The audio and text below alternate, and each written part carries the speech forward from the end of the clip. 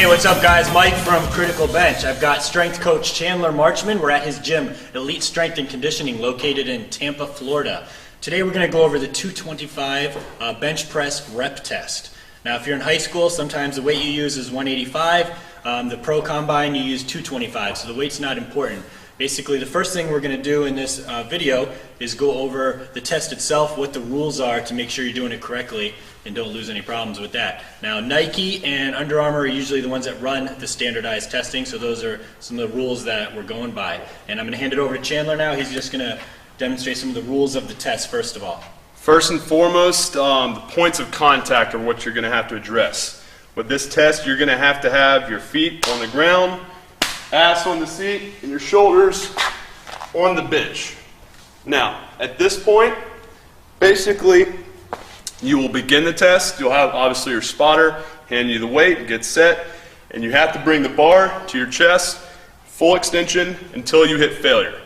If the spotter basically helps you at any point, the test is done. So ultimately, the objective is to get as many reps unbroken as possible.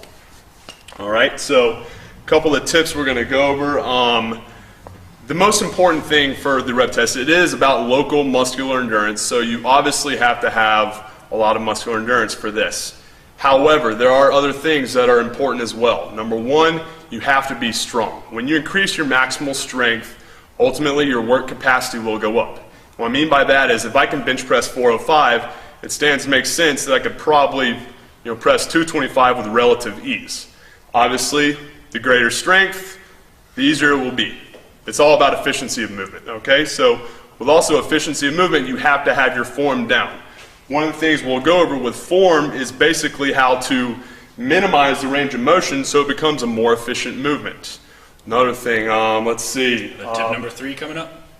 Tricep strength. Yep. All right, if you have the advantage of working at a gym, training at a gym that has boards, accommodated resistance like bands or chains, it will help because it will basically utilize the triceps more, and that's really going to be important for your lockout when doing a test like this. But if you don't, just really focus on overloading the triceps both during the bench test and also after with your supplemental work as well. Trying to think what else we got here. Maybe show what a rep would look like? Absolutely, absolutely. This is 135, but same thing applies. So we have all of our points of contact. I'm bridging up. Now a lot of y'all might not have the same height on your bridge, but it's important to just basically have the points of contact. Feet, ass, shoulders, and head. You get a handoff? Yeah. For the test? Yep. So the spotter, bring it in. It's important to note I'm not going to press up and out. I'm going to keep my shoulder blades retracted and in contact with this bench. All right, so he'll lift it off to me. I'm staying nice and tight. Right here. At this point, I'm pushing my chest up. My shoulder blades are tucked in, elbows tucked in, bring it down, pushing myself into the bench. Yep. Now, it's important to know with the form, it's all about efficiency of movement.